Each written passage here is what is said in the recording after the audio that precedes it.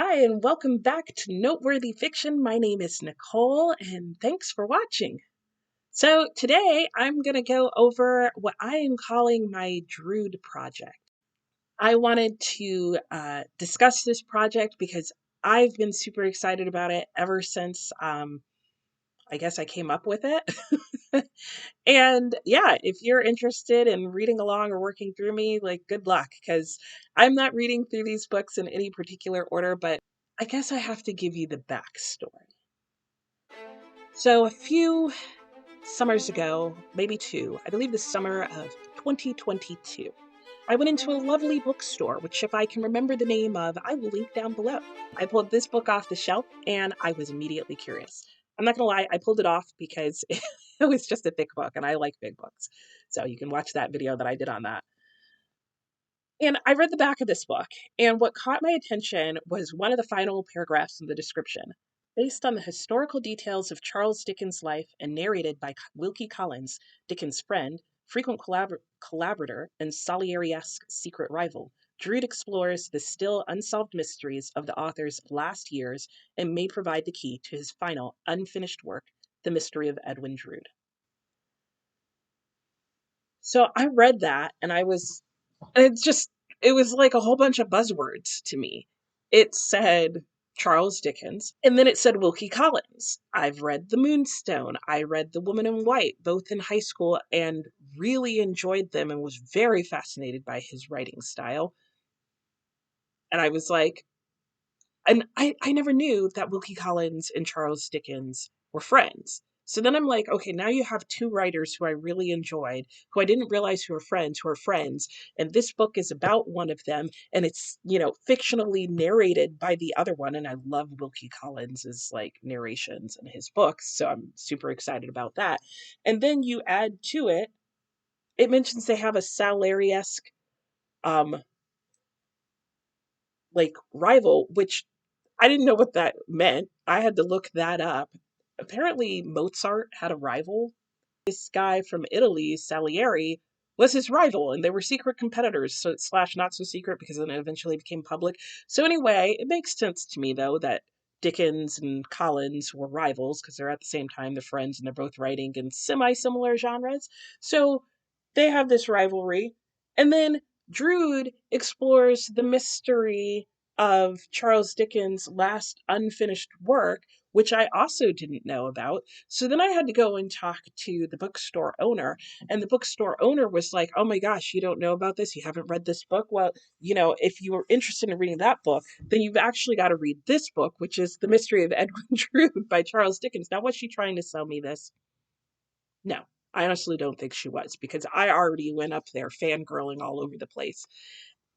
And so then when I read the back of this book, let me give you a little taste. The Mystery of Edwin Drood is a novel that is itself the subject of one of literature's most enduring mysteries.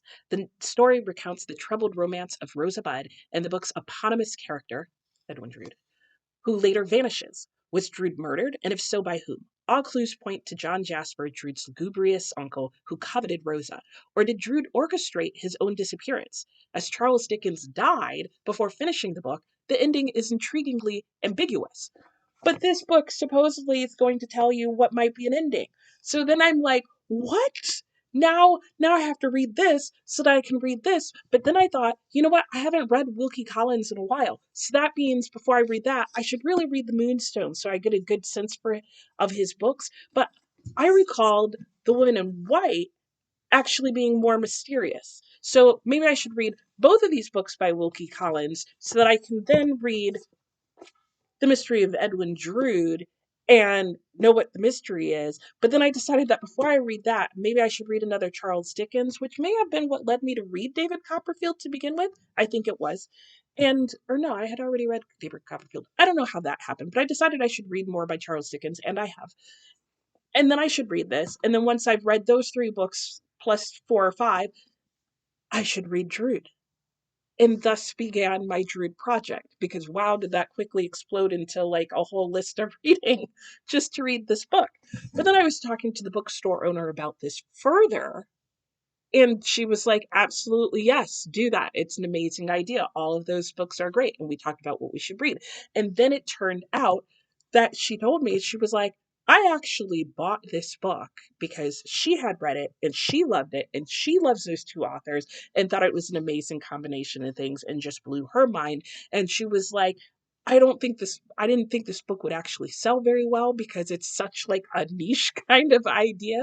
And she was like, but I bought it because I knew one day somebody would come along and would want to buy this book and read it. She was like, it's been on the bookshelf in my store for 3 years. Not anymore. I bought it. I bought it. I'm so excited to read that book. Can you tell? Now, I know the skeptics out there are probably going to be like, Nicole, she said that to you because she wanted you to buy the book. I don't care. I was buying it anyway.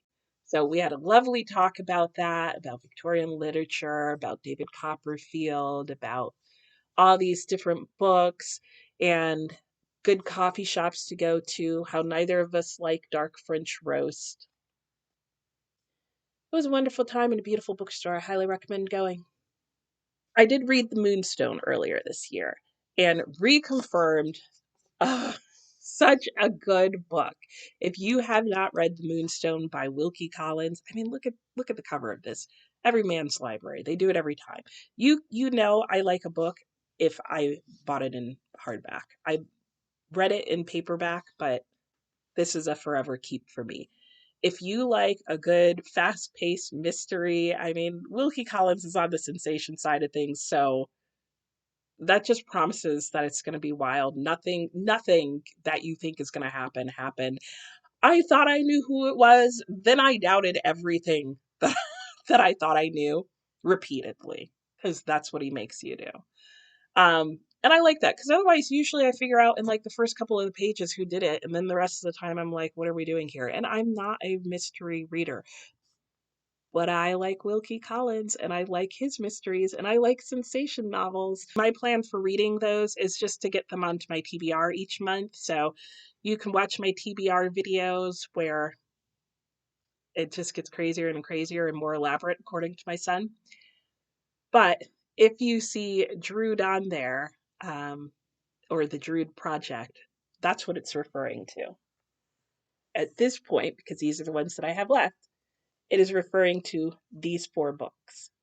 So I am super excited to just continue working through them.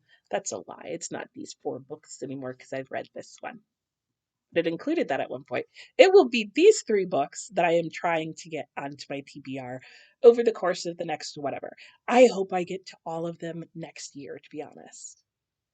So that's it for today. Let me know if you've read any of these books, but do not give me any spoilers because that comment will be deleted. But yeah, let me know if you've read any of these books. Let me know if you're now interested in reading any of these books. Oh, and also let me know if you have a recommendation for any more books that I should add on to this list that are about Drood, Charles Dickens' last book, The Mystery of Edwin Drood, or that you think would be good companions. Because I'm not against making this even longer. I mean, eventually I do want to actually get to reading this book that started it all. I'm having a if you give a mouse a cookie kind of moment here. This is my cookie. These are all the things that it led to. That's it for today. Like, subscribe, read the bell. Read the bell. Yeah, I'm excited to read now.